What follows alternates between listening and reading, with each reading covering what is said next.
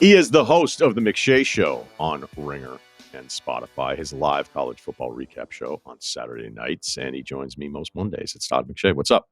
How we doing, man? How was LSU? I'm I never good. got to talk to you after that. Yeah, I know. Well, I mean, we talked about me jumping on the phone, so I don't know if that's a zinger right out of the gates. No, it actually wasn't. I lost interest in having you when the result got out of hand in the second half.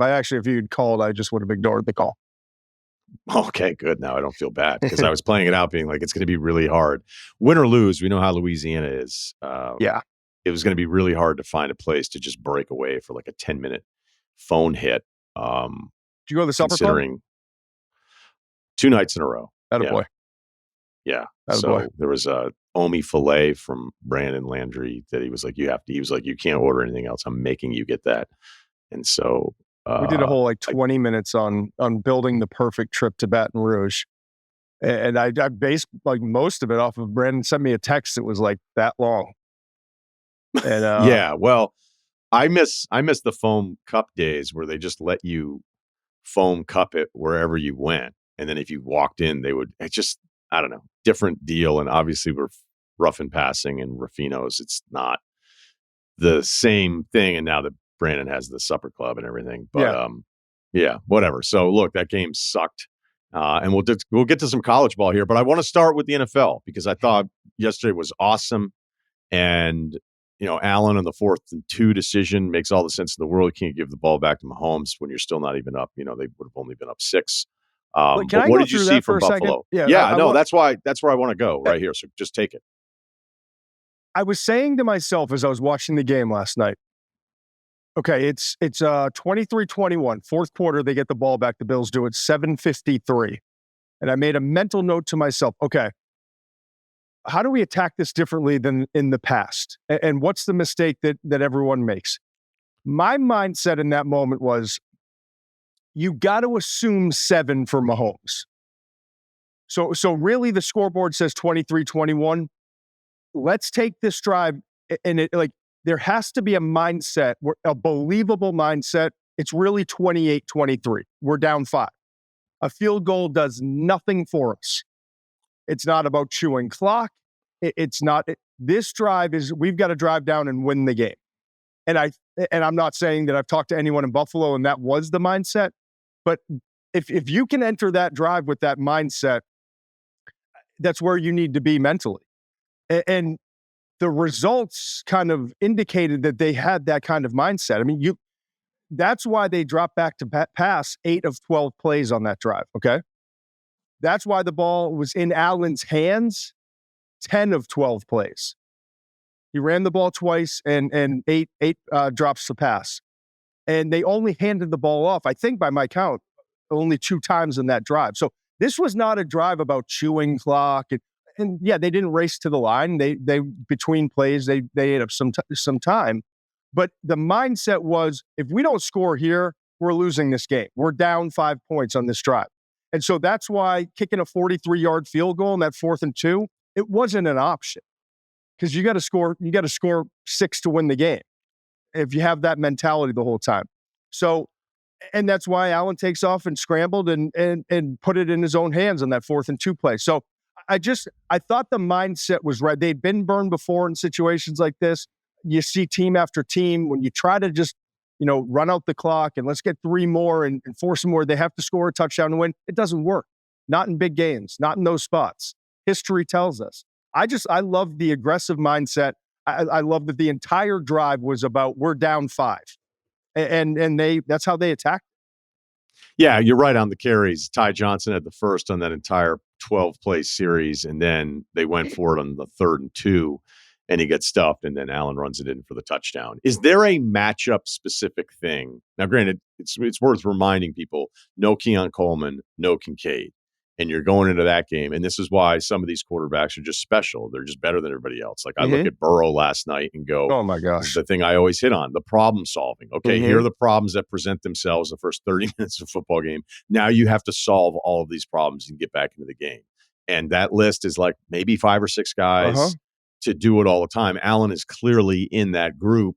But to have those guys out, and maybe it just, and it also, like, on top of everything else, this was supposed to be this Bills reset year financially with some of the decisions that they made. Remember? Did they And miss their window? What are we doing? yeah, I mean, you're right. Like, it would have been the end of whatever this version of the window is to only be reinvented probably 2 more windows Yeah, because of I Allen's agree. age and his ability, right? So it's not like this permanent closure of a Yeah, playoff but window. maybe if So this window, maybe it's going to take another year or two to get back to where we need to be. But yeah, if not they the had been case. 9-7 and Allen still has like a good year, but you feel like the defense is a mess, you're like, okay, well, they're just going to have another one of those years. Where instead, I'm left with thinking about Kansas City and maybe a bit diminished Baltimore. Maybe it's just a Pittsburgh thing. I was really starting to think, like, do I need to love the Chargers more? I still love Cincinnati, even though they're 4-7, right? And then taking Pittsburgh more seriously, despite not feeling like the quarterback's even on par with any of these teams. Like, I think it'd be a lie to go definitively today Buffalo is the best team in the AFC when we've seen the regular season not be mirrored in the playoff when these two teams match up against each other. But there's something to be said about holding Mahomes down again. And this carryover, this regular season stuff with this offense, where it's just like we all feel like Yeah. idiots thinking that maybe this doesn't happen for the Chiefs because there's just a lot of regular season offensive stuff that makes you wonder when they go into some of these other quarterback matchups. I'm not there yet, but this is just a tremendous win for a Sunday where it's like, hey, this is going to be tough on Allen, and he had Yeah. an answer. Yeah, without those two guys too, without your security blanket at tight end, without your young receiver who you come to expect that he's going to make a few big plays and certainly someone you have to account for defensively. Yeah, right. Here's And the it's not like Keon is like Nico Hollins out here, but it's no, but he's a somebody else weapon, that right? you have to account for. It, Kansas City's it's the hardest because I look at Kansas City, it's like they could have lost 3 other games, but we've seen like even last year. I remember talking all last year. Like I don't think this is the team. I don't think man, they're struggling. And you look at DeAndre Hopkins. Is that will that continue to improve and will he continue to provide more for them offensively? Xavier Worthy was a big factor yesterday. Like they clearly are trying to get him more involved and provide some more explosiveness in the offense, but they're not there yet. And so like if you're a pessimist and you're saying this, they're not going to three-peat, you have plenty of evidence for that, right?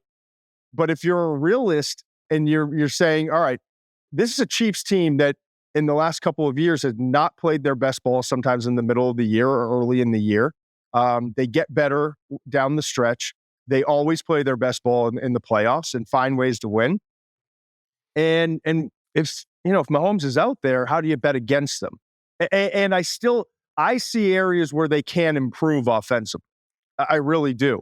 And so you kind of have to trust that they're going to with that play caller, with that signal caller. Like you have to trust that they're going to. But it's easy to look at that game yesterday and be like, Buffalo without 2 significant pieces on offense is the better football team. Well, I just think Hopkins is already been really good for them. I He, know he had the super uncharacteristic, competitive, like every time Hopkins, like it's a 50-50 ball, I just assume he's going to win. He loses one of those where he actually thought maybe had had it, but the replay clearly showed it was yeah, incomplete. But he was great against Tampa. He had the huge play on the third down on the field goal drive to go up on Denver. So, I mean, to me, even a diminished Hopkins, considering just how they've tried to figure this receiver position out, and now the injuries that they've had on top of everything else with Rice going down. To me, he's already paid some dividends here. But they're 19th in yards per play, as I say in the open for the Chiefs, and yet it's their first loss. So what are we really talking about? But it's been a lingering month of kind of like, man, are they? I mean, it comes back to the Mahomes thing, but like, all right, let me do it this way. I don't even know if you're going to if you say Buffalo's the best team in the AFC. I can't say you're wrong. They just won the head to head, but it's like sometimes that question's just stupid, right? Because it's like, well, who cares? Oh, okay, fine, Buffalo's the best. Then what? Like, what's the gap? I would wonder, like, who's third for you now? Is it still Baltimore, even So though they lose I'm yesterday? glad you asked this. I went through, and it's not normally at this point, and obviously things can change. But what are we? Is this week 11? I think in the NFL, Yeah. still week 11. And so, but 11 weeks in, I think it's really clear cut who the 6 are. Okay. And so it's Kansas City or Buffalo at 1, but that takes up your 1 and 2 spot. After that, Pittsburgh, Baltimore. You got to go Pittsburgh 3 over Baltimore after watching that win. But I get they're 3 and 4, and then to me, it's the Chargers and Houston are 5-6. Now, Denver's the best 4-7 team in the history of the NFL. You mean Sorry, Cincinnati? Cincinnati. Sorry, I had Cincinnati and Denver as the next tier. I was just looking down to make sure I had every team covered. Cincinnati's the best 4-7 team in the history of the NFL. Yeah, I can't believe we're making the same joke because I said the same thing. No, you did? Minutes. Yeah, because I mean, I'm kind of kidding around, but like when I look at Phillies win against it. I mean, I'm kind of not. And then if I was Houston, the Chargers, like I wouldn't want to see Cincinnati in the playoff. But the 6 right now seems very clear cut.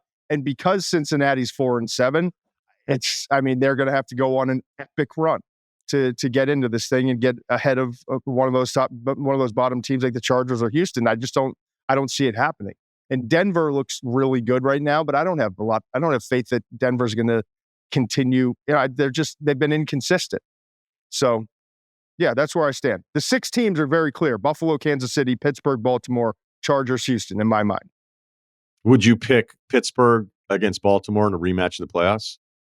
No. I can't get there either. I don't even know if I'd pick Buffalo in a rematch against Kansas City. I mean, you think about how close that game was: 12 penalties, 3 turnovers, and they still had a chance to tie it on one play at the very end of the game. But I'm worried about 2 things with Baltimore. Okay, I'm worried about 2 things. Okay, this is the Lamar stuff. Let's do it.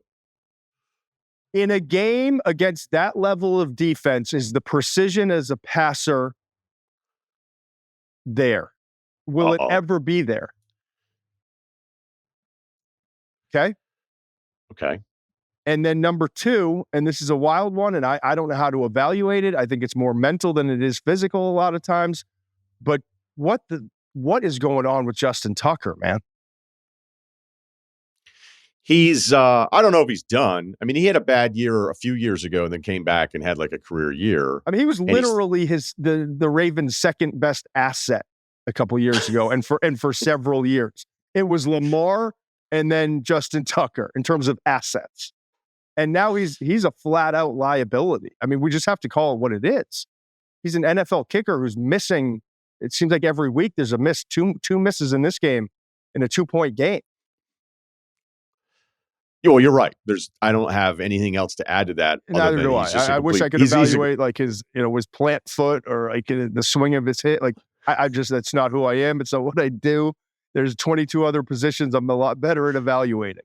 But how much tape do you watch on kickers before the draft? None. And I tried to for like the first 7 years of my career, and I made a firm decision. I planted my flag. Like I got too many other positions to worry about.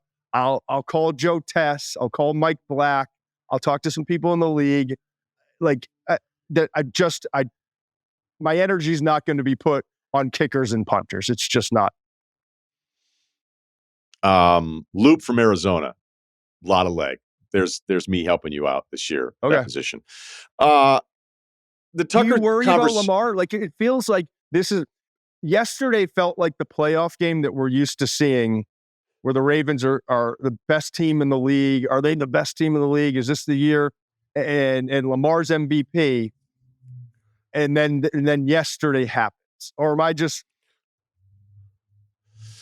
Here's what because I think all of it's fair, right? I think Lamar has been good enough now that a regular season game like this, some of these guys, we just constantly update their fucking legacy every single week. And no, I understand that. I understand. I'd like to think that there's a group. I'm talking about this year in a bubble, looking towards the playoffs. We're now in the second half of the season.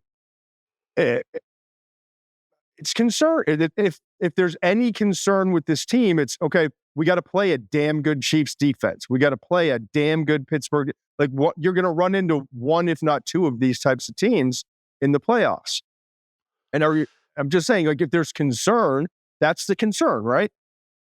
Yeah, because he's a bit like the Harden Embiid of the NFL, where he puts up these absurd regular seasons and coming off the playoff loss last year and the MVP momentum, you're like, sometimes you wonder, like, if voters will hold him to a higher standard, and yet it felt like it was pretty unanimous for him throughout the entire season. You know, it doesn't mean that the MVP race ends after the 10 weeks or starts up here again after week 11, But on the playoff thing versus regular season, you're right. I mean, QB rating isn't exactly the greatest stat ever, but he's 100 in the regular season. He's in the low 70s in the playoffs, and we've already been through all this stuff before, and it's all going to be brought back up again. Yeah. I thought the coverage had more to do with yesterday's results in limiting him and just I an don't awesome disagree. game plan. So I didn't feel like he just had I'm this not putting awful it game all at on quarterback. Lamar. I'm just saying this offense with Lamar is so dangerous. It's so explosive. They've been dominant the vast majority of outings, but it seems like every once in a while they run into this. And Mahomes runs into this almost every week, it feels like, with that Kansas City offense. But again, he orchestrated what could have been a game-tying drive at the end, and that is what Mahomes has been doing for a while, for 2 seasons now, with the defense carrying them, kind of not great on offense, grinding through, finding ways to win at the end. And had they gotten, the 2-point conversion and gone into overtime and won, we probably wouldn't be talking about this, but the warning signs are still there a little bit. I don't know. All right. There's 2. I have like a final thought on it, but let me just ask you this, because this is the part of the Lamar regular season stuff where I go, okay, he had a bad week. Like, he's been good enough that I don't think we need to keep doing this many years into his career. I know. And there's a list of quarterbacks where I can think Burrow has a bad game every now and then. The TV guys would just be like, I thought Joe Burrow was really good. And you're just like, yeah, because he's fucking awesome. Like, he's just enough. Herbert was a big guy on social media where it just felt like he was always really high in the rankings, and he would have the bad game, and then it was like, oh, everybody's an idiot that likes Justin Herbert. And I think maybe we're through that a little bit too. And we have been with Lamar for a while, but on the playoff part of it, and you just hear like, okay, if you're prepping for him, like with the precision of a playoff prep week, you can talk about how much you game plan and all the things you want to do during the regular season, but clearly you crank it up another level and you have all this tape, and you go into that playoff matchup. Is there something about the preparation for him in a playoff game that's led to these sub-Lamar numbers that Pittsburgh is doing in the regular season? I don't know if that's something that you can see or football people that you talk to share, and that Pittsburgh's essentially throwing him the playoff defense that he struggled with. Yeah, I mean, it was but that's who Pittsburgh is almost every week. I mean, if you watch them, right? I mean, they're physical, they're disciplined. It's probably the better way to say it then. Yeah. I mean, that's just maybe could Pittsburgh dial it up a little bit more in terms of the preparation for a playoff game? I guess. Could Baltimore dial up what they're trying to do offensively and get more creative and have more of a playoff? Yeah, I guess.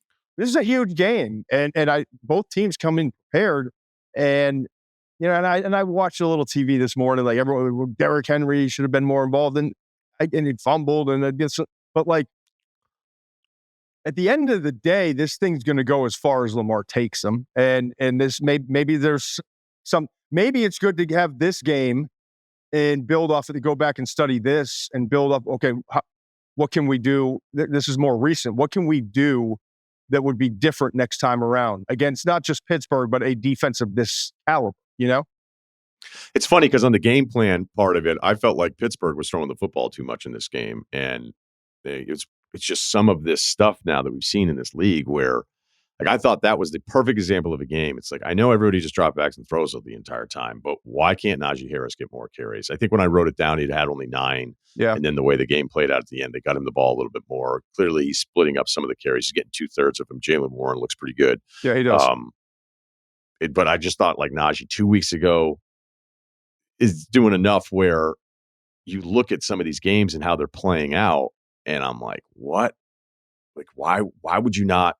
Why would you take the ball out of Russell Wilson's hands here a little bit? But maybe they just don't like the matchup. They don't like the numbers. And they also look at this Ravens secondary that's gotten lit up by a bunch of really good quarterbacks this season too, saying, like, we don't, like, game plan wise, we think their weakness is in the back end. Although I thought the Ravens secondary played one of their best games of the season yesterday. So let me ask you this, because you brought up Denver's defense, you brought up Bo Nix, as we kind of sift through the AFC a little bit here. This is just an exercise, right? Mm-hmm. I thought Caleb was much better yesterday. I didn't like that he was run heavy in the first half, because I feel like even though it's working, the rest of it has to come through. I thought he made some of his best throws of the season. We all know that Jaden Daniels probably dealing with his rib injury, which has diminished some of the output per play, some of the numbers you want to look at here. Drake May, I thought looked really good yesterday. Yeah, he keeps progressing, man. I'm a Patriots fan. I'm encouraged by what I'm seeing with Drake May. Like, this is no pressure on him, getting a little bit better every week, get him ready for year 2. There are a lot of encouraging signs. Dynamic between what he is capable of and what Mac Jones was doing, even though it was like statistically a nice first season or whatever. I completely agree. I kind of gave you shit when you said you went to the game and he'd only dropped back like for 7 attempts before he had to leave the game. I think you were at the Jets game. Yeah, right? And I told you, there was something about the way he was playing and the energy of that offense. I was encouraged. And then Brissett comes in, it's like, oof. Well, I gave you a hard time just because I felt like there couldn't have been enough play. Now I understand what you were saying. All right. So I apologize to you, my friend of 2 decades, because seeing him, even in a loss against the Rams, it feels like you're going to be able to do more with him. So this is all a good thing, because when you look at 6 quarterbacks going in the top 12 picks in the 24 draft class, and I'm doing the draft stuff with you, I can't help but look at the history of going, well, the funny thing is in 3 or 4 years, like 3 of these guys are going to be terrible. What I would suggest to you is that we still have Caleb, Jaden, okay, Drake May, we've got Nix. Now, JJ and Penix haven't played. JJ's hurt. Penix just not playing because of Atlanta. I thought that Denver win yesterday was maybe the best win as far as just sheer domination. I think Nix, they were winning games or winning game of the defense. He's probably my least favorite of the guys that have played, okay? But he looked here's good what I would ask you. Man. He looked really good. Good. Are all 4 alive for like in 3 years, this guy will be the best of all of the quarterbacks from this class? So it's really kind of like a Bo Nix question or maybe a Drake May question. Are you open? Do you understand what I'm saying here? Are you open to the idea? I actually do. 11 weeks in that it's still all 4 of those guys that are playing are in play to be the answer to that question 3 years from now? I think if you're being fair and you take a step back, I think the answer is yes. And I would not, no one would have and it sounds like, well, you're crazy. Like, Jaden Daniels, his ribs are injured, and when you saw what he did in the first, yeah, he's awesome, man. He's awesome. And if we're taking odds right now, if we're calling FanDuel, like, who's going to be the best quarterback in 3 years, he's the heavy favorite. But he's also, like, the system didn't change from college to the NFL, right? He played 56 games or whatever it was, and Bo Nix had more game experience. But so he was set up for early success. It exceeded expectations. No rookie quarterback should have the success he should have. But I'm not closing the book on Caleb by any stretch. If Thomas Brown can come in after 1 week, I don't know if it's Thomas Brown or the 30-minute powwow with Tom Brady pregame that sparked a totally new, a fresh look on Caleb Williams. And I say that tongue in cheek, obviously, but yeah, but do you think Brady was just loving on him the way a national broadcast just loves on the stars? I have no idea what that conversation was, but it wouldn't shock me if it came out that Brady's got a thing. We all have our certain thing. Brady's got a thing with not playing rookie quarterback and is passionate about it and believes in developing rookie quarterbacks. And I think he takes it almost personally. What happened to Caleb this year with a system that wasn't getting the most out of him, was not putting him in a position to succeed and build his confidence as a rookie. And I'm not saying a true serum. I'm not saying anything it didn't change their game plan after 6 days getting ready for this game, but I do think that Tom kind of took a little bit of a mentor role in terms of here, hey, we need to focus on this mentally. This is who you are. And I don't think it hurt. But, I think in Tom's mind, I want to go talk to Caleb and some of the staff about what I'm seeing, what could be different and all of that. But give all the credit to Thomas Brown for recognizing, you finally got to see. There's a great stat on Sunday Countdown. I think Rex Ryan actually did it. Maybe it was somebody else. I'm not sure. Of Caleb is 4th or 5th in the NFL when he gets the ball out under 3 seconds, and was dead last in the NFL after 3 seconds. And so you saw in that game, I'm not saying that they worked off of that conclusion, but they're seeing the same thing and watching the same tape. Let's make the read quick. Let's get the ball out. If it's not there, stop drifting. This ain't USC. Stop drifting and floating and hoping you can make that, highlight reel throw. It's not happening at this level. And maybe rarely we'll learn down the road, like when to take those chances and do those things. But now it's climb and take off. You're a good runner. You're a good athlete. And you saw that. The most rushing yards he had in his career so far. And so I don't care about the rushing, though. I think it's always just a little frosting on the cake thing with any of these quarterbacks. I the agree, fact that he was it decisive. spoke to his mind. Yes, it spoke to his mindset. The one throw yesterday where Brady was like, okay, this throw here. And it felt like, and again, the broadcast is always going to be favorable to the characters that are on the screen. They're not going to shit on these guys. It's just not going to happen. So you but can't you ever felt expect Brady it. pulling for him, knowing yes. Didn't you? That's the point. And I totally agree. Like, after watching that powwow for a half hour, however long it was, and then truly listening to the broadcast, it felt like Tom was like, there it is. That's what we talked about. This is what he needs to be doing based off my film study, based off of what we've seen, based off knowing who he is. You could feel it through the screen that he was like identifying the things that he knew coming into the game that had to change. And that when it happened, he would like there was more energy in Brady's voice throughout that game. By the way, is Brady getting better? Yeah, absolutely. Brady's been I really think he's good. pretty good now. Yeah. I So, was it was the first for everybody's such a first impression guy. Emphasize third impressions. Okay. I got you, brother. But anyway, to answer your question, I think it's I mean, this is what I do for a living. The fact that we're 11 weeks in and the answer is yes to your question, like, could 3 years down the road, are these 4 first-round quarterbacks that were thrown in the fire, is there a chance that any one of them could be the best when it's all said and done? Like, I love that. And the league should love that. We've got Mahomes, we've got Josh Allen, we've got Lamar, we've got Burrow, we've got this tier, and none of them are old, but they're kind of reaching that whatever phase, that second phase of their career, or they're in that second phase. And so to know that there's a group underneath that has a chance to be successful, and could be 4 more guys, and we'll see with JJ, we'll see with Penix. That's exciting, right? Yeah, this is a positive. It'd be great. Positive. It'd be great if the league went 6 for 6 on these first rounders here, because I know how much you like JJ as we went through last season, and you kept, I was like, man, Todd, get done with some of those episodes of like, you really, after doing the tape on him, like him way more than maybe is presented. Like, you're finding the things that are really special about him that are maybe harder to see because there's just not that much opportunity because of what kind of offense Harbaugh was going to run, and Michigan just didn't need him to do the things that some of these other quarterbacks were asked to do. And look, I'll tell you, like, I still think Penix threw the best ball out of all these guys. Yeah, I agree.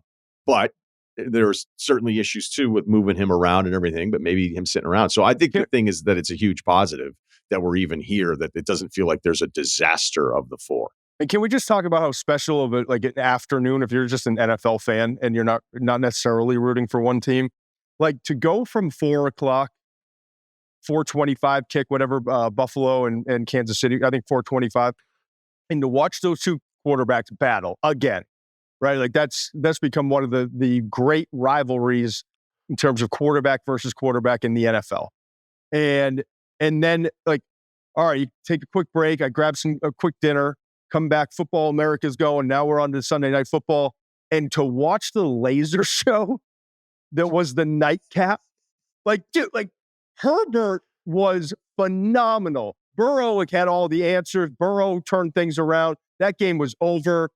Like, to see him in the second half, like you talked about, like a problem solver, and to do what he does at the elite level in the second half of that game, special. Herbert, though, like I've always loved Herbert, physical tools. I was worried about Herbert that we would be here in year 5, wherever we are, and that these would be the results. Because where was the winning? Can he care? Herbert has taken his game to another level. And the reason I say that, he's always had the arm, he's always had the mobility, he's always had the physical tools. I see a guy now with the mental confidence and the trust in what he's doing and the belief he was awesome in the first half. Like, you were looking at him like, how are there 3-4 other quarterbacks in the league that are better than this guy, right? Then he goes, he was like 0 for 7 for a stretch, I think, in the game. And things they couldn't move the ball in the second half. It's not a great offense. They're using them less and everything, but I understand kind of what you're building towards here. But what didn't happen in the past was the bouncing back, and you know what I mean, like, and to bounce back from that, and to answer his own, solve his own problems, and to finish the game where I don't know. I thought it was another stepping point for him in his development and his progress. I don't want to make too big of a deal. But the biggest point is, honestly, for 7-8 hours to watch those 4 quarterbacks play at that level and to do some of the things that they do, like even Mahomes, man, like, and was it Romo on that I think it was Romo. He made the point as I was watching it. I thought the same thing, and he said it. And I don't like to admit, whatever. But like, there was a throw in that game. I think I even wrote it down.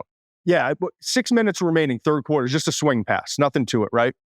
But to watch the little detail in his game go back, and that it was 6 minutes left in the third quarter, and to watch his eyes down the field, negotiating the safeties, looking to see what was there, but not to come off of it like this, like over 1001, throw it. The quickness, the snap decision, and the snap throw, then to come to know where your outlet is. I think it was a running back down the right rail, probably a 5-7 yard pass, nothing to it, but to do it that quickly and to have those safeties, to have kept those safeties back, like that was those are the little things he does at the highest level that you just, when you study this enough, you just appreciate those things, because not a lot of guys do that, have the trust in the receiver, know where the outlet is, and don't even have to really look, and can snap that ball off and create 5, 6, 7 more yards at the end of the play, when for a lot of quarterbacks it would have been 1001, throw, pick up, the 5 yards, maybe one after the catch. To watch that for 8 hours yesterday, it was just awesome. It was awesome to watch. I loved it. It's probably my favorite Sunday so far this year, because doing it, with the 12 hours on Saturday, I'll admit there's some of those Sunday matchups where the fumes are kind of kicking up, and but the funny thing is, even with that score, and I started prepping up some of the college football stuff, I was like, this is going to be one of those NFL games. You're like, okay, how do we have a game here? How do we have a game again? Because you just felt like with Burrow and the weapons, and how about them on the 4th downs, like T. Higgins, 4th and 2. I know they missed on it against Baltimore, but they were like, whatever, we're just going right back to it, single coverage with him, because Chase is this double team magnet. The AFC is loaded. The AFC is loaded. We didn't even mention Stroud, and they're all young, and it's like, there are going to be teams, there are fan bases, and it's not like this is new because it can happen without this, but there are fan bases right now in the AFC. It's like, when you don't have one of these guys, you're not going to win a playoff game for 15 years. Yeah, period. You're just not. You're not going to get through this group. And you may think that sounds ridiculous. Like, go through footballreference.com and look at teams' encyclopedia page and go year by year and see how crazy and how often you'll see a franchise with a decade-long gap in between playoff wins. It's way more prominent than you would think. And when I think about a have-not right now in this conference, you're screwed. All right, I want to talk a little college ball here as we finish up. All right, so we don't need to get to a ton of stuff, but I had a moment on Saturday after the Georgia win, started looking at the resume, started looking at the rankings. I do my rankings before I look at the AP, but I knew that I would AP different. Made me sick. Okay. Go ahead, sorry. Well, the audience has already heard this, so I'm just presenting the theory to you. So I don't want to repeat necessarily everything so they hear the same segment, the same podcast. But I have Georgia ranked ahead of Indiana. Yeah, I got no problem with it. I sent a text to our team yesterday. Like, how in the hell? Like, in what world is Penn State and Indiana better than Georgia, Ole Miss, Alabama, Tennessee? I just don't see it. They're just not. I get it, like, you have resumes and records and all that stuff, but they're just not. They're not. I asked FanDuel the other day. South Carolina.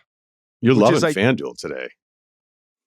All right. Yeah, partner. I mean, I mean, let's just be honest. I absolutely buried that. I don't know if like they're going to be able to pay the bills this month for sponsorship on our shows. Just buried them with the same Oh, you've game been doing parlay. well?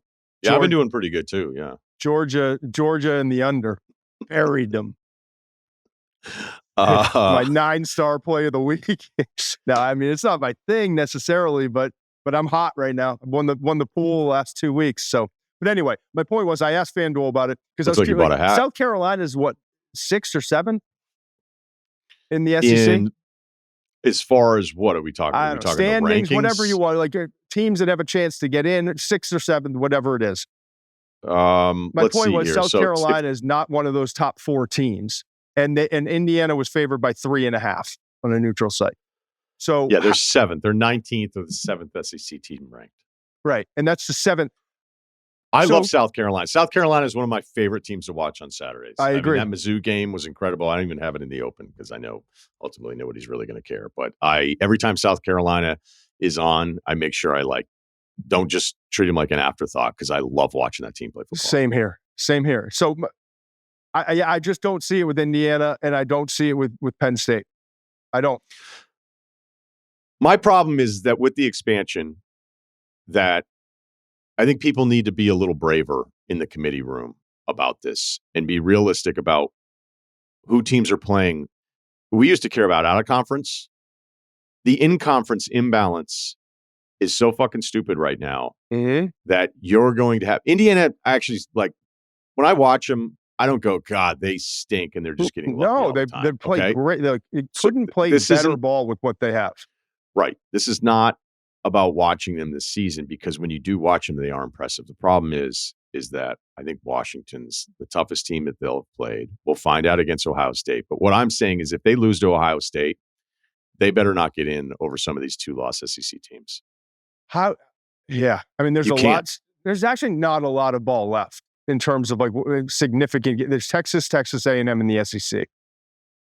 Other than a massive upset, there's not a lot of like resume left to be filled out in the SEC. Okay. Well, the Texas A&M game is still significant because then it leads to like what would happen if Texas were to lose that one. No, it's significant. I said outside of that game. That game's hugely significant. I'm sorry. Hugely significant. To me, so here's the problem. You got Big 12 is going to get in their champion. You got the ACC is going to get in the champion. Currently, it's the conference champion of the non-power 4, the highest ranked, which would be Boise State, right?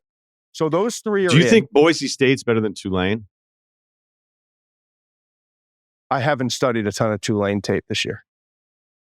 They're kicking everyone's ass now. Yeah, I see. I mean, I see that, but I'm not here for a Tulane Boise State conversation right now. You know what? I can come That's back unfair. to you. I can come back to you. But you know what you did is you answered the question the way you should answer is that if you haven't done it, then I don't want to hear the answer. Yeah. So there you go. All right.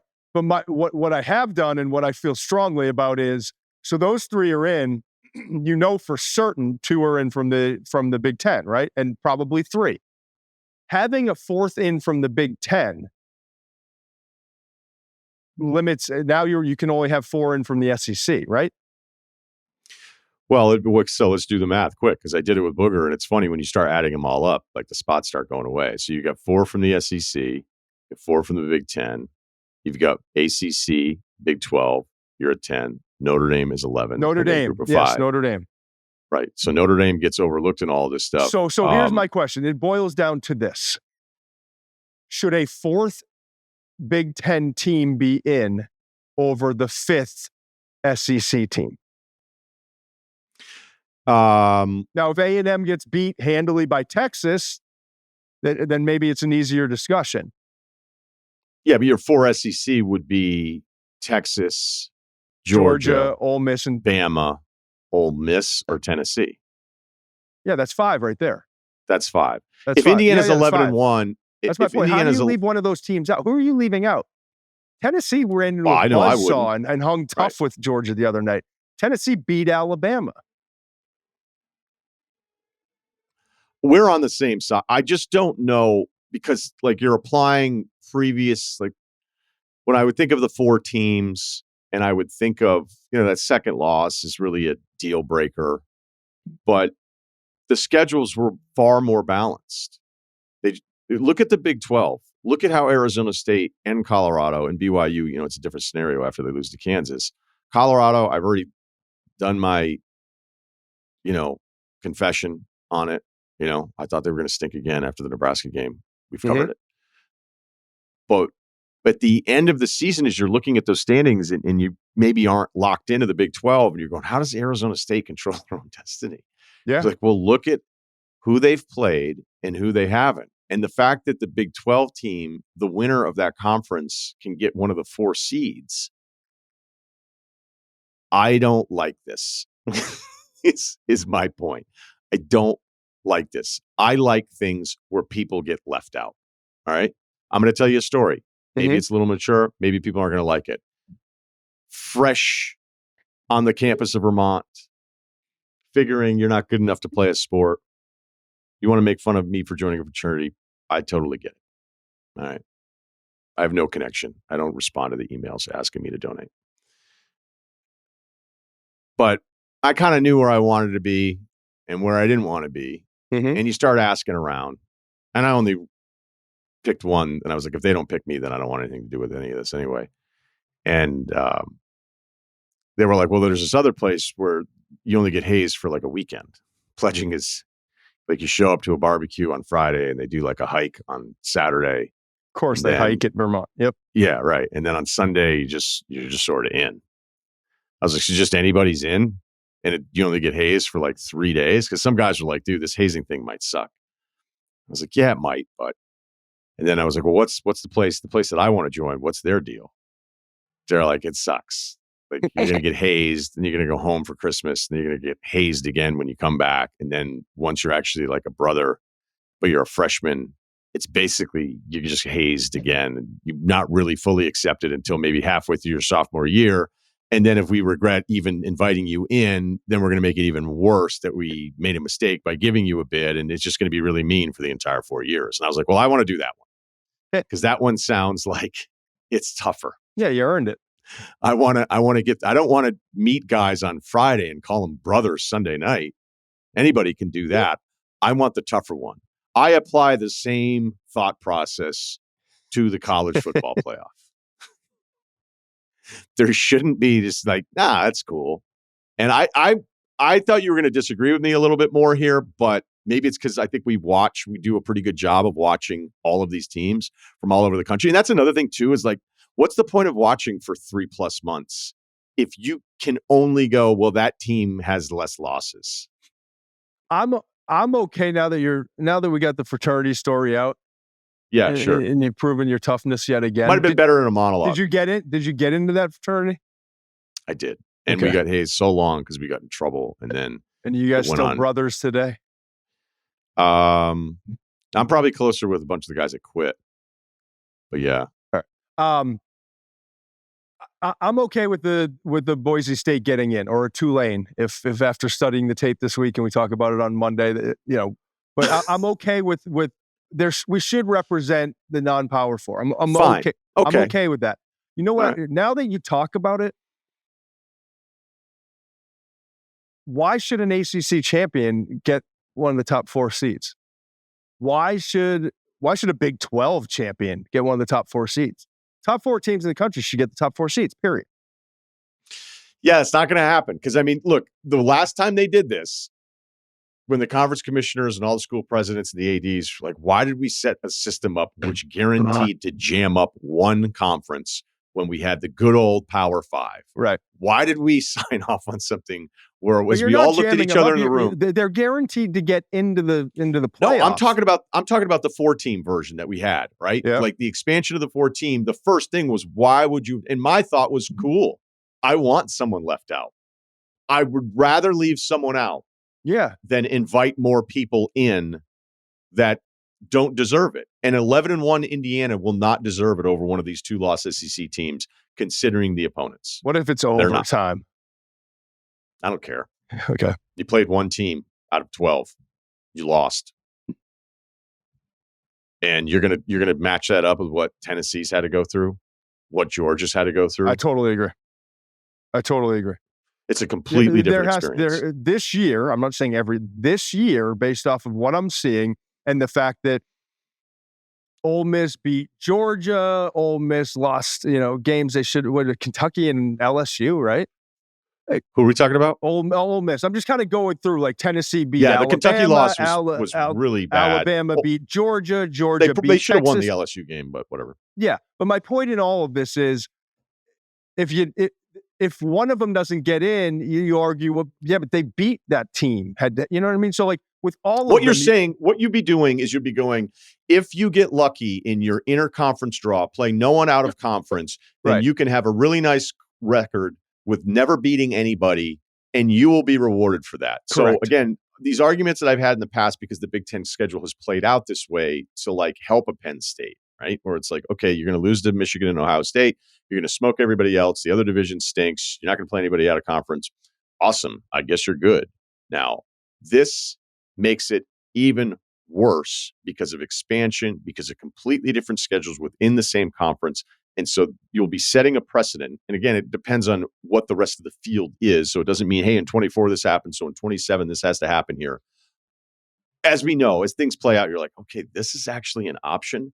But when I look at the ACC Big 12 part, and I'm not saying I want like South Carolina in the fucking playoff, I just think the Indiana, Georgia, Tennessee, and when I see the AP rankings, I go, you guys need to do a better job. You need to be honest about what's happened this season. Yeah. And not just focus on the record. And I said this on Saturday night in our post-game show and our live reaction show. While it's just this is the third week of the rankings reveal, right? On Tuesday night. But this one's critical because you can't rank all these SEC. First of all, where do you rank them? I saw on the AP, Ole Miss is ranked ahead of Georgia, but my point is how they're slotted in the SEC is one thing that now that you go on and Georgia's playing somebody inconsequential and then Georgia Tech, like there's nothing that's going to significantly alter a lot of these teams in terms of what happens down the stretch. So where they rank them here, outside of A&M and Texas, where they rank them here is probably kind of the grouping, if you will, of all these SEC teams. So that's the first part. The second part is Indiana's different, but with Penn State, like you got to set a precedent here, I think. Make Indiana go beat Ohio State to get ahead of some of these SEC teams. Make them do that. And does a one-loss Penn State team with the schedule that they've played deserve to be ahead of these 5 or 4 other SEC teams that aren't Texas? No. So to me, this is a very important ranking reveal, if you will, because the committee has to kind of show its cards early here. I don't know why it would change all that much unless they have this moment that I had on Saturday night and Sunday night where I was going through it being like, this is just this imbalanced schedule thing has changed what the experience can be for some of these teams. And it's going to keep happening because these leagues are so big. Yeah. All right. You can check out Todd on Tuesdays, Thursdays, Saturday night college football recap. So yeah, man, this has been awesome. The shows on Saturday are great. So make sure you subscribe to those and we'll talk to you again soon. Thanks, Todd. All right, brother. Talk to you.